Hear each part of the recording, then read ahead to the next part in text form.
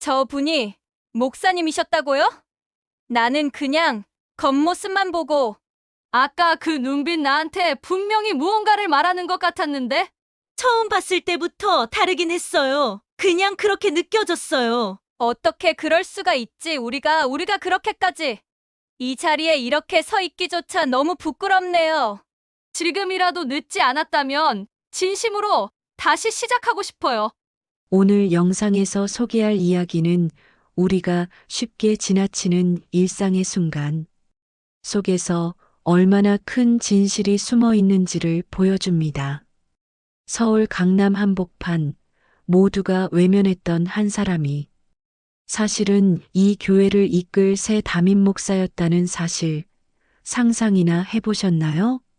무심코 내뱉은 말 한마디가 누군가의 마음에 어떤 상처로 남는지를 깨닫게 하는 이 이야기 절대 놓치지 마세요. 구독과 좋아요, 알람 설정까지 해두시면 더 많은 감동 실화를 누구보다 빠르게 만나보실 수 있습니다. 그날 서울 강남의 고층 빌딩 사이로 우뚝 솟은 대형 교회 앞에 낯선 남자가 나타났습니다. 낡은 점퍼에 몸을 의지한 낡은 휠체어는 그곳의 화려한 유리문과 어울리지 않았고 빠르게 도착하는 외제차들 사이에서 그는 눈에 띌 수밖에 없었습니다. 대부분은 시선을 피하거나 모른 척했지만 몇몇은 대놓고 눈살을 찌푸리며 수군거렸습니다. 누군가 저런 사람들 때문에 교회 이미지가 나빠진다니까라며 짜증 섞인 목소리를 내는 순간 한쪽 구석에선 여전히 배식 준비를 하던 한 여인이 조용히 그 남자에게 다가가 예배를 권했습니다. 누구보다 오래 교회에 몸담았지만 누구보다 조용했더니 여인의 손길은 차가운 공기를 잠시나마 부드럽게 감쌌습니다. 그리고 예배가 끝난 직후 단상 위에 올라선 장로의 말은 모두를 멈춰 세웠습니다. 오늘 여러분께 인사드릴 분은 이 교회의 새 담임 목사 조동찬 박사님이십니다. 순간 교회 안은 숨이 막히도록 조용해졌습니다. 서울 강남의 중심부 한때 허허벌판이었던 곳은 이제 고층 아파트와 오피스 빌딩, 외제차들이 오가는 화려한 거리로 변해 있었다. 동찬 씨가 어린 시절 자주 오가던 그 길목은 이제 익숙한 풍경을 완전히 잃어버린 채 낯선 듯 눈부신 겉모습만을 자랑하고 있었다. 이질적인 이 도시 풍경 속에서 그가 다시 돌아온 이유는 단 하나였다. 미국에서 수년간 신학을 공부하고 박사 과정을 마친 끝에 이 강남의 대형 교회로 부임을 결정한 바로 그곳. 어린 시절 어머니의 손을 붙잡고 처음 예배를 드렸던 곳이기도 했다. 동찬 씨는 화려한 부임식을 원하지 않았다. 누구보다 화려한 배경을 가지고 있었지만 그 화려함이 사람을 얼마나 멀게 만드는지를 미국에서 뼈저리게 체험한 터였다. 유명한 신학자의 제자라는 수식어보다도 자신의 눈으로 이 교회를 보고 싶었다. 단순히 구조나 예배 스타일을 보는 것이 아니라 그 속에 살아 숨쉬는 사람들의 태도와 눈빛, 그리고 교회가 사람을 어떻게 품고 있는지를 직접 느껴야 했다. 그래서 그는 일부러 낡은 점퍼를 꺼냈고 지인의 창고에 놓여있던 오래된 휠체어를 빌려 예고 없이 교회로 향했다. 반면 말순 씨는 이 교회에 살아있는 역사라 불릴 만큼 오래 머물렀던 인물이었다. 단정한 복장과 은은한 진주 귀걸이, 짙은 립스틱 색조는 언제나 주변 사람들 사이에서 그녀를 단번에 알아보게 했다. 권사로서의 자부심은 컸고 매주 교회 안에서 벌어지는 모든 일들을 관리하고 점검하는 역할을 자처했다.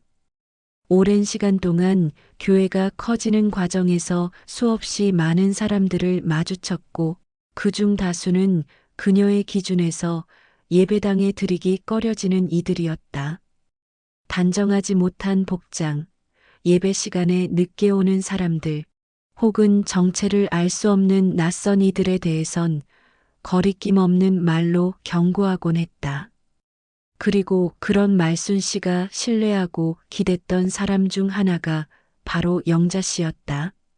교회 뒤편 주방에서 자원봉사로 밥을 지으며 힘든 이들의 이름을 기억하고 안부를 묻는 사람이었다. 어느 누구도 하지 않는 꾸준히 일을 도맡아 해온 영자 씨는 화려한 예배당보다는 후미진 급식소에서 빛났다. 종종 말순 씨는 그런 영자 씨를 향해 너무 사람을 믿지 말라는 말을 건넸지만 영자 씨는 매번 웃음으로 넘기곤 했다. 믿는 마음이 있어야 교회가 사람을 품지 않겠어요? 라는 말이 입버릇처럼 그녀의 입에서 흘러나왔다. 동찬 씨가 다시 돌아온 그날, 교회의 분위기는 여느 때와 다르지 않았다. 큰 외제차들이 줄지어 들어왔고 검정 정장을 입은 집사들과 권사들이 분주하게 움직였다. 모든 것이 절도 있게 흘러가는 듯 보였지만 동찬 씨의 눈에는 뭔가가 빠져 있었다. 따뜻함, 환대, 인간적인 눈길. 그런 것들은 이곳에서 쉽게 찾아보기 힘들었다. 그가 휠체어에 몸을 맡기고 교회 앞에 도착했을 때 첫 번째로 마주한 것은 눈길이 아닌 외면이었다. 고개를 돌려도 누구도 다가오지 않았고 그가 길을 막고 있다는 듯 인상을 찌푸리는 사람들이 대부분이었다.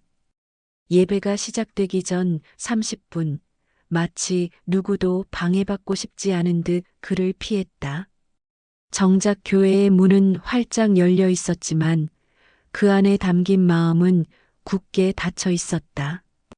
그런 시간 속에서 영자 씨는 여느 때처럼 교회 식당 뒤편에서 국을 끓이고 있었다. 뜨거운 열기와 김이 가득한 공간, 자원봉사자 몇 명이 분주히 움직이던 그곳에서 휠체어를 탄 중년 남성이 교회 문 앞에 멈춰 있는 모습을 발견했다. 동정심이 아니라 오래된 습관이었다. 누군가 교회 앞에 멈춰 있으면 묻는 것, 예배 드리러 오셨어요? 라는 그 말이 입술에서 자연스럽게 나왔다. 동찬 씨는 잠시 당황한 듯 했지만 곧 조용히 고개를 끄덕였다. 영자 씨는 말없이 그에게 팔을 내밀었다. 아무 말도 하지 않았지만 그 손길 속엔 환대와 이해, 그리고 신뢰가 담겨 있었다. 말순 씨가 수군거리며 요즘 노숙자들이 왜 교회 앞을 서성대지? 라며 곁사람에게 말을 흘릴 때 영자 씨는 이미 휠체어를 밀며 교회 안으로 들어가고 있었다. 그날의 교회는 조용했다. 외면과 환대, 무시와 따뜻함, 두 가지의 대조가 하나의 공간 안에서 펼쳐지고 있었다. 그러나 아무도 그가 누구인지 몰랐고 그 사실이 가져올 파장을 상상하지 못했다. 예배당 안은 따뜻한 조명으로 은은하게 빛나고 있었지만 동찬 씨의 가슴 한쪽은 얼음처럼 식어가고 있었다. 수많은 신도들이 경건한 표정으로 자리에 앉아 있었고 찬양대의 목소리는 웅장하게 공간을 메우고 있었지만 그 웅장함 뒤편에 깃든 무관심은 차라리 공허했다. 휠체어 바퀴가 조용히 바닥을 밀고 나아가는 동안 눈길을 돌리는 사람들은 있었으나 다가오는 이는 아무도 없었다. 예배가 시작되기 직전 동찬 씨는 조용히 뒷자리에 자리를 잡았다. 그 자리는 오래전 어머니와 함께 앉았던 곳과 비슷한 위치였지만 그때와는 전혀 다른 공기가 감돌고 있었다. 당시의 교회는 작고 따뜻했고 매주일마다 성도들이 서로를 부둥켜 안던 기억이 생생했다. 그러나 지금의 이 대형 예배당에서는 형식만이 남아 있었다. 어느 누구도 낯선 이를 반기지 않았고 설령 그런 사람이 있어도 그것은 관리자로서의 의무처럼 느껴졌다. 예배가 시작되자 사람들은 순식간에 일제히 일어섰다. 성경 봉독, 찬양, 기도. 모든 절차는 놀라울 정도로 매끄럽게 진행됐다. 하지만 동찬 씨의 마음은 갈수록 가라앉았다. 눈을 감고 기도를 올리는 이들의 얼굴은 차분했지만 방금 전 그가 겪었던 시선과 멸시는 도무지 사라지지 않았다. 이곳에 과연 예수의 마음이 살아있는 걸까? 라는 질문이 그의 머릿속을 맴돌기 시작했다. 그러던 중 그의 시선은 단상 한쪽을 정리하던 말순 씨에게 닿았다. 옅은 화장과 정갈한 복장이 눈에 띄는 그녀는 모든 움직임이 단정했고 그 움직임엔 일종의 자부심이 묻어 있었다. 그러나 그 표정에는 확신이 아닌 경계심이 담겨 있었다. 그 경계심은 동찬 씨가 예배당에 들어올 때 보였던 바로 그 눈빛이었다. 예배 도중 그는 문득 이런 생각을 하게 되었다. 만약 지금 내가 단상에 올라 이들의 목사라고 말한다면 어떤 반응을 보일까? 이 교회는 그의 이력과 자격을 보고 부임을 요청한 곳이었고 아직 대부분은 그를 직접 본 적이 없었다. 겉모습만으로 판단했던 이들의 표정이 머릿속에 그려졌다. 허탈함, 당혹감, 혹은 부끄러움. 그가 느끼고 싶었던 것은 그런 감정의 폭로가 아니라 이 교회가 진심으로 돌아가야 할 자리를 찾는 계기였다. 그의 마음속에는 여전히 흔들림이 있었다. 지금껏 공부해온 신학이란 것이 정말 사람의 마음을 돌리는 힘이 될 수 있을지, 혹은 이미 체계화된 조직 속에선 그런 진심이 통하지 않는 건 아닌지. 그러나 그런 생각 속에서도 한 가지 확신만은 분명히 있었다. 진짜 교회란 겉모습을 꾸미는 곳이 아니라 가장 낡고 외로운 자리에 있는 사람을 따뜻하게 안아주는 공간이어야 한다는 점이었다. 예배가 끝나자 장로가 조용히 단상으로 올랐다. 그의 손엔 작은 메모지가 들려 있었고 목소리는 단호하면서도 약간의 떨림이 있었다. 오늘 여러분께 인사드릴 분이 계십니다. 라는 말이 울려 퍼지자마자 예배당 안의 분위기가 묘하게 굳었다. 장로는 이어서 말했다. 이 교회의 새 담임 목사이신 조동찬 박사님이십니다. 그 순간 모든 시선이 단상에서 멀어져 교회 뒤편 뒷좌석으로 향했다. 누구도 예상하지 못한 반전이었다. 방금 전까지 휠체어에 앉아있던 그 남성이 그토록 명망 있는 박사였다는 사실에 말문을 잃은 사람들이 많았다. 동찬 씨는 조용히 자리에서 일어섰다. 휠체어에서 한 발씩 내딛는 모습은 조용하지만 강렬했고 침묵을 가른 그의 목소리가 울려 퍼졌다. 제 다리는 멀쩡합니다. 다만 교회의 눈과 마음이 멀쩡한지는 확인하고 싶었습니다. 그 한 문장이 모든 것을 무너뜨렸다. 아니, 되돌렸다.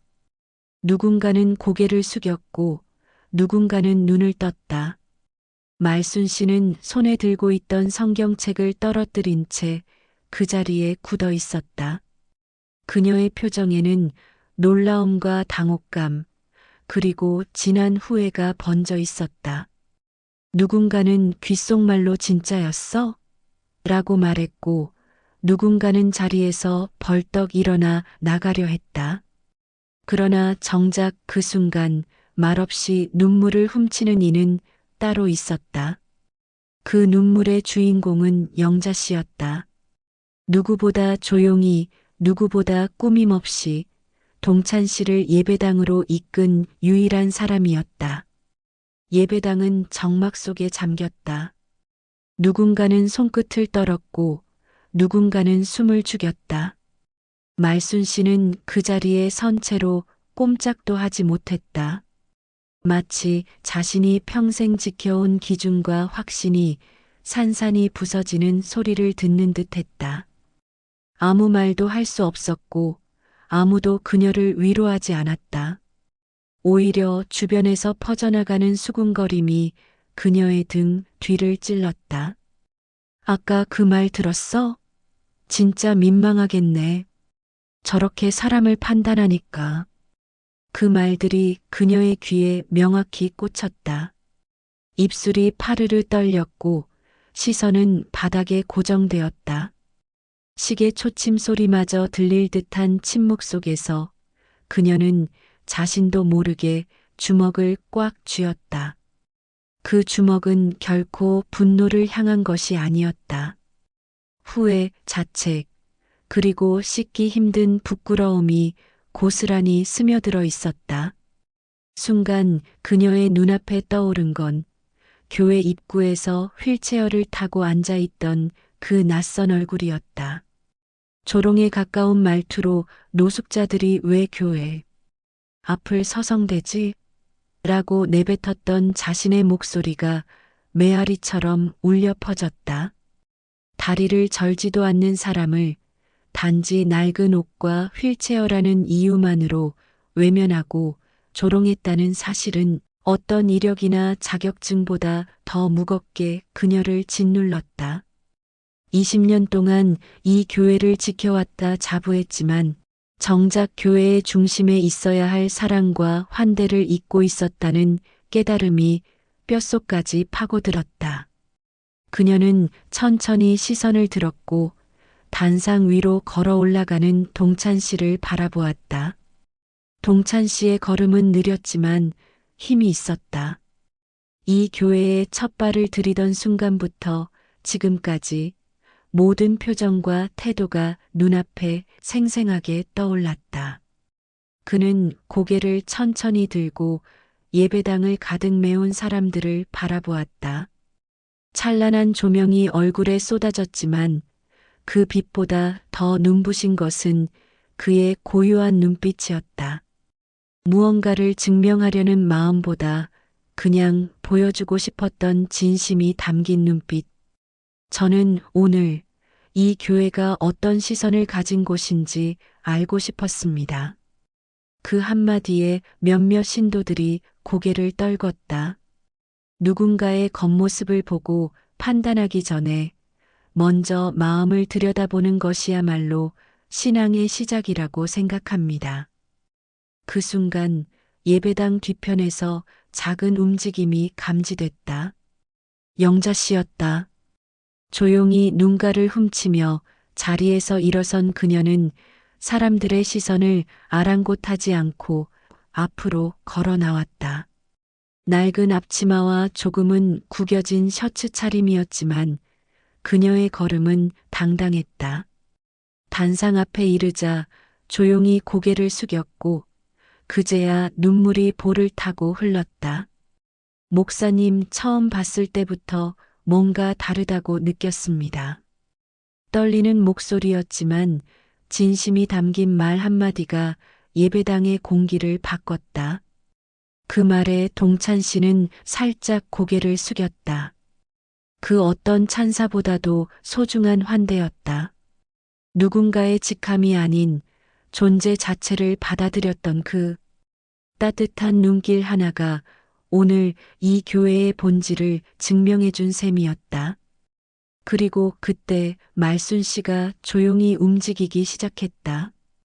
의자 옆에 놓인 성경책을 집어들고 무언가에 홀린 듯 앞으로 걸어갔다. 단상 앞에 다다르자 그녀는 더 이상 버틸 수 없다는 듯 두 무릎을 꿇었다.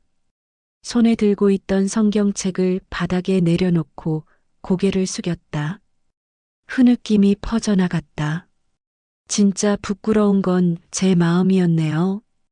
그 말은 모든 고요를 깨뜨렸다. 울음소리, 기침소리, 숨죽이는 소리들이 예배당 곳곳에서 터져나왔다. 누구 하나 그녀를 말리지 않았다. 오히려 더 많은 이들이 자리에서 일어나 앞으로 나와 무릎을 꿇었다. 눈물은 고백이 되었고 고백은 회복의 시작이 되었다. 그날 이후 강남 대형교회는 조용히 변하기 시작했다. 명품 핸드백과 고급 외제차로 가득 찼던 주차장에도 조금씩 변화가 일어났다. 무엇보다 가장 크게 변한 건 사람들의 눈빛이었다. 서로를 바라보는 시선이 따뜻해졌고 예배당에 처음 오는 이들에게 웃으며 손을 내미는 사람들이 많아졌다. 동찬 씨는 그 변화가 빠르게 오리라고 기대하지 않았다. 그러나 어느 날 예배당 문 앞에 서서 환하게 웃으며 어서 오세요라고 말하는 말순 씨를 바라보며 그는 아주 작은 믿음 하나가 이렇게 큰 변화를 만든다는 걸 실감할 수 있었다. 그녀의 목소리엔 이전과는 다른 떨림이 있었다. 진심이었다. 새벽 햇살이 유리창 너머로 부서지듯 스며들고 있었다. 강남 대형교회의 예배당은 고요한 정적 속에서 새로운 하루를 맞이하고 있었다. 동찬 씨는 단상 뒤편에서 천천히 마이크 앞에 섰다. 첫 공식 설교였다. 화려한 꽃다발이나 북적이는 축하 인파는 없었다. 대신 조용히 그를 바라보는 수백 명의 눈동자들이 있었다. 그 눈동자 속엔 궁금함과 경청, 그리고 이전에는 없던 기대가 서려 있었다. 그는 잠시 침묵했다. 강단 뒤편의 십자가를 바라보며 마음을 정리했다. 말보다 마음이 먼저 닿기를 바랐다. 수년간 공부하며 정리한 수많은 설교문을 내려놓고 그저 지난 며칠간의 진심만으로 이야기하고 싶었다. 심호흡을 한번 내쉰 후 조용히 입을 열었다. 진짜 신앙은 배려에서 시작됩니다. 그 한 문장에 많은 신도들이 고개를 끄덕였다. 그날 예배당 앞에서 벌어진 일이 모두에게 깊은 인상을 남긴 터였다. 화려한 언변도 학문적인 깊이도 필요 없었다. 그저 사람을 어떻게 대하느냐, 가장 낮은 자리를 어떻게 바라보느냐, 그것이 곧 신앙의 실천이라는 것을 모두가 체감한 순간이었다. 영자 씨는 그날도 교회 주방에 있었다. 늘 하던 일처럼 국을 데우고 김치를 담았지만 그녀의 표정은 한층 밝아 보였다. 주방으로 찾아오는 사람들도 달라졌다. 식사 준비 도와드릴게요. 라는 말이 종종 들렸고 조심스럽게 식탁 옆에 앉아 그녀와 눈을 마주치려는 이들이 생겨났다. 예전 같았으면 그냥 지나쳤을 사람들. 이제는 이름을 묻고 안부를 물었다. 말순 씨는 요즘 누구보다 바빴다. 그 바쁨은 예전처럼 예배당 구석구석을 점검하고 단정치 못한 복장을 탓하던 활동이 아니었다. 오히려 스스로 가장 낮은 자리에 서보려는 시도였다. 새로운 교인들에게 여기 오기 힘드셨죠? 라고 묻기도 했고 청소팀과 함께 교회 마당을 쓸기도 했다. 처음엔 어색했다. 손이 헛돌았고 말이 막혔다. 하지만 시간이 지날수록 그녀의 목소리는 자연스러워졌고 무엇보다 표정이 달라졌다. 누군가는 그런 그녀를 보고 진짜 권사님 같아요라고 말했다. 동찬 씨는 강단에 서서 사람들을 바라보았다. 교회는 겉모습이 아니라 그 안에 모인 사람들의 마음이 만드는 공간이라는 걸 실감하고 있었다. 신도들 하나하나의 표정, 눈빛, 태도가 전과는 달랐다. 휠체어를 탄 누군가가 예배당에 들어오면 몇몇이 먼저 일어나 자리를 안내했고 낯선 이가 망설이며 입구에 서 있으면 같이 들어가요라는 말이 들렸다. 아주 작은 변화들이 교회의 공기를 바꾸고 있었다. 첫 설교 이후 그는 신도들과 함께 차를 마시는 시간을 가졌다. 누군가는 조심스레 질문을 던졌다. 목사님, 왜 그렇게까지 하셨나요? 그 질문에 동찬 씨는 조용히 웃었다. 사람은 누구나 시험을 받습니다. 저는 이 교회가 그 시험에 어떻게 반응하는지 보고 싶었습니다. 그리고 제 마음도 시험해 보고 싶었습니다. 그 말에 사람들의 표정이 숙연해졌다. 며칠 후 교회 게시판에는 새로운 문구가 붙었다.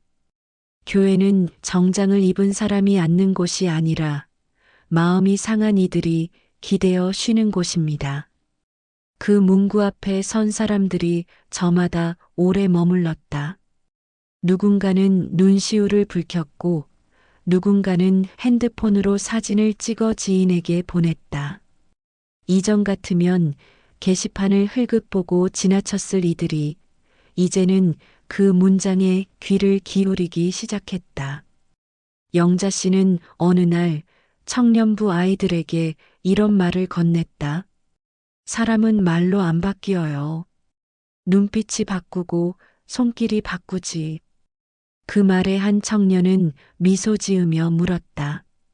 그럼 권사님은 언제 그렇게 바뀌셨어요?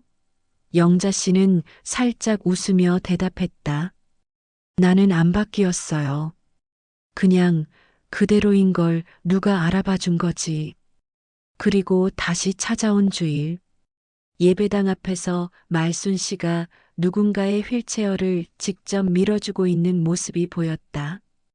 예전엔 상상할 수 없던 장면. 그 눈빛 속엔 두려움도 판단도 없었다. 오직 따뜻한 마음과 조용한 책임감만이 담겨 있었다. 교회는 변하고 있었다. 그리고 그 변화는 누구 하나의 설득이 아닌 모두의 깨달음으로부터 시작된 것이었다. 하얀 구름이 흐르던 일요일 아침, 강남 대형교회 앞엔 작은 줄이 늘어서 있었다. 과거 같았으면 각자 차에서 내려 말없이 예배당으로 흩어졌을 사람들. 이제는 서로 인사를 나누고 누군가는 처음 보는 이에게 처음이세요? 하고 말을 걸었다. 그 변화는 소리 없이 스며들었고 언제부터였는지도 모르게 자연스러워졌다. 교회 게시판 옆 작은 벤치에선 동찬 씨가 청년부 몇 명과 조용히 앉아 있었다. 지난 몇 주간 그와 교회를 둘러싼 이야기는 지역 사회에도 퍼졌고 언론에도 짧게 소개된 바 있었지만 그는 어떤 인터뷰도 사양하고 본연의 자리로 돌아갔다. 오로지 강당과 교회 뒤편 작은 사무실 그리고 식당과 마당에서 신도들과 마주하며 하루하루를 보냈다. 말보다 몸으로 증명하겠다는 그의 철학은 자연스레 교회 전반의 문화에 녹아들기 시작했다. 변화는 작지만 깊었다. 이전엔 드레스 코드처럼 여겨졌던 외모에 대한 기준도 사라졌다. 주일 예배에 청바지를 입은 대학생이 등장해도 아무도 눈을 흘기지 않았고 반대로 격식을 차린 장년층도 불편한 시선을 받지 않았다. 사람보다 옷이 먼저 평가받던 풍경은 이제 추억이 되어버렸다. 무엇보다도 놀라운 변화는 말순 씨에게서 드러났다. 20년 넘게 권사로서 예배당 앞줄에 앉았던 그녀는 이제 주일이면 일부러 예배당 중간이나 뒤쪽에 앉았다. 처음 보는 사람 옆에 앉아 예배가 끝난 후 오늘 말씀 어땠어요? 하고 말을 건네는 것도 이제 익숙한 일상이 되었다. 예배당을 떠나기 전 반드시 뒤편 주방에 들러 영자 씨에게 인사를 하고 가는 것도 빠뜨리지 않았다. 어느 날 교회 안에서 조용히 사진 전시회가 열렸다. 주제는 교회가 품은 얼굴들. 영자 씨가 주방에서 땀에 젖은 앞치마를 두르고 웃고 있는 모습, 휠체어에 탄 채 처음으로 예배당 안에 들어오는 노숙인의 뒷모습, 교회 앞마당에서 함께 청소를 하던 신도들의 모습이 커다란 액자에 담겼다. 그리고 전시의 마지막 벽면엔 이렇게 적혀 있었다. 하나님은 겉모습이 아닌 마음을 보십니다. 우리도 그렇게 보고 있나요? 그 문장을 마주한 순간 많은 이들이 한참을 그 자리에 멈춰 섰다. 말순 씨는 그 벽 앞에서 오래도록 움직이지 못했다. 그 벽에는 오래전 자신이 휠체어에 앉은 동찬 씨를 외면하던 순간의 모습도 누군가의 시선 속에 남겨져 있었다. 눈물이 고였다. 그러나 그 눈물은 부끄러움만의 결과가 아니었다. 변화의 시간, 그리고 회복의 여정 속에서 자신이 놓치지 말아야 할 것을 이제야 비로소 품게 되었다는 안도감이었다. 영자 씨는 여전히 같은 자리를 지켰다. 허리 통증으로 힘들 때도 있었고, 날씨가 나쁠 땐 일손이 부족해 힘에 부칠 때도 많았지만, 한 번도 포기하지 않았다. 그녀의 그늘 속에서 많은 사람들이 위로받고 다시 교회로 발걸음을 돌리게 되었다. 언젠가 동찬 씨는 그녀에게 조용히 말했다. 말보다 밥 한 끼가 더 큰 설교가 되네요. 그 말에 영자 씨는 말없이 고개를 숙였다. 그 눈빛은 오래된 신앙의 향기를 담고 있었다. 그리고 마침내 동찬 씨의 첫 설교 시리즈가 끝나는 날, 강단에 오른 그는 조용히 신도들을 바라보았다. 오랜 침묵 끝에 한 문장을 던졌다. 이 교회가 다시 시작한 이유는 누군가를 외면하지 않겠다는 단순한 결심에서 비롯되었습니다. 신도들은 숨죽이며 들었다. 그리고 그 결심은 이 자리에 있는 모든 이들의 몫이기도 합니다. 그날 예배가 끝나고 교회 앞마당에서 소박한 다과회가 열렸다. 신도들이 각자 가져온 간식들을 함께 나누며 웃음소리가 울려 퍼졌다. 낯선 이들에게 먼저 다가가는 이들이 늘어났고 영자 씨의 테이블 앞엔 줄이 길게 이어졌다. 말순 씨는 그 옆에서 접시를 나르며 웃고 있었고 동찬 씨는 멀리서 그 모습을 바라보며 조용히 기도했다. 그리고 그날 저녁 교회 홈페이지의 공지사항에 짧은 글이 올라왔다. 교회는 다시 시작할 수 있습니다.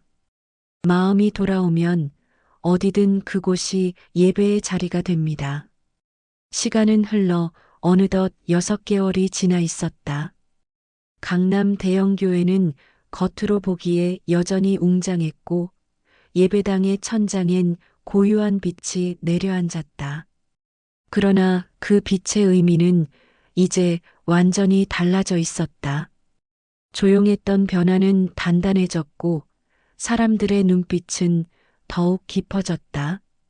예배가 시작되기도 전에 서로에게 따뜻한 미소를 건네는 모습은 이제 흔한 풍경이 되었고 새로 온 신도들에게 가장 먼저 다가가는 사람들 대부분은 과거의 외면을 경험한 이들이었다. 동찬 씨는 강단 위에서 이전보다 더 짧고 담백한 설교를 전했다. 그는 더 이상 설득하려 하지 않았다. 대신 말없이 행동했고 그 행동이 교회 전체를 움직이게 했다. 예배당 뒤편에 마련된 환대의 자리에는 매주 처음 교회를 찾은 이들을 위한 커피와 따뜻한 차가 놓여 있었고 그 곁에는 꼭 누군가가 자리를 지키며 이야기를 나누고 있었다. 그 중심엔 여전히 말순 씨와 영자 씨가 있었다. 완벽한 외모를 중시하던 말순 씨는 이제 편안한 옷차림으로 사람들을 맞이했고, 자존심이 높았던 그녀는 더 이상 자신을 숨기려 하지 않았다. 무릎을 꿇었던 그날 이후 그녀는 매주 자원의 낮은 자리에서 봉사를 시작했다. 내가 그렇게 살지 못했던 날들이 너무 길었어. 라는 그녀의 고백은 많은 이들에게 울림을 주었다. 그 변화는 누군가를 따라한 것이 아니었다. 철저히 스스로의 내면을 마주한 뒤에야 가능했던 일이었다. 영자 씨는 여전히 분주한 주방에 있었다. 교회에서 가장 오래된 냄비를 고집했고 누구보다 조용히 일했다. 누군가가 이제 주방 좀 그만하셔도 되잖아요. 라고 물었을 때 그녀는 고개를 저으며 말했다. 이 자리에서 나 같은 사람도 쓸모 있단 걸 아이들이 봐줬으면 해요. 그 소박한 바람은 젊은 청년들에게 깊은 감동을 주었고 그녀의 뒤를 따라 자원봉사를 시작하는 이들이 꾸준히 늘어났다. 결국 이 모든 변화의 시작점은 단 하나였다.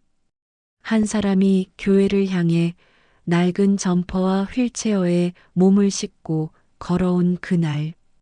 그날이 없었다면 이 교회는 여전히 겉모습만으로 평가하고 외면하고 판단하며 조용히 무너져가고 있었을 것이다. 동찬 씨는 자신이 무엇을 바꿨다는 표현을 결코 입에 담지 않았다. 그는 그저 교회의 거울을 들여다보게 했을 뿐이었다. 마지막 설교를 마치며 그는 예배당 앞을 천천히 걸어 나와 이렇게 말했다. 교회는 사람을 판단하는 곳이 아니라 사람을 이해하고 품는 곳이어야 합니다. 진짜 신앙은 배려에서 시작됩니다. 그 말은 지난 모든 이야기의 결론이었고 새로운 시작의 서문이기도 했다. 카메라가 예배당 천장을 천천히 비춘다. 부서지는 빛 속에서 수많은 사람들의 미소가 겹쳐지고 조용히 누군가의 어깨를 토닥이는 손길이 화면에 남는다. 마지막 내레이션이 흐른다. 그리고 그날 이후 이 교회는 달라졌다. 사람의 눈으로 보지 않고 마음의 눈으로 보기 시작했다. 그렇게 다시 교회가 교회다워졌다. 여러분은 어떻게 생각하시나요? 진짜 신앙이란 과연 무엇일까요? 댓글로 여러분의 생각을 남겨주세요. 따뜻한 이야기는 더 많은 따뜻함을 부릅니다. 이 영상이 마음에 드셨다면 구독과 좋아요, 알람 설정까지 부탁드립니다. 다음 이야기에서 또 만나겠습니다. 감사합니다.